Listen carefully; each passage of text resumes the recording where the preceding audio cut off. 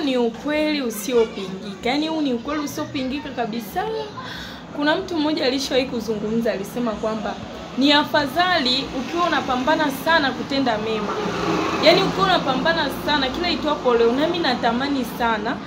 Ni kweli kuna mambo ambayo nakwama, ila natamani sana kutenda mema. Kwa hiyo alizungumza kwamba ni heri ukiwa unatenda mema sana, yani sana. Hata kama utakuja kumkuta Yesu au Mungu, itakuwa ni afadhali sana sana kuliko ukiwa unafanya mabaya mengi sana. Yani wewe kila mahali ni chukizo, kila mahali ni chukizo. Alafu mwisho wa siku ukaja ukamkuta Mungu au Yesu, itakuwa ni hatari sana sana, itakuwa ni kilio kisichokuwa na maelezo.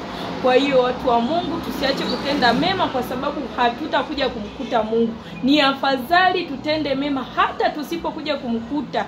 Itakuwa ni heri kubwa sana sana sana. Amen.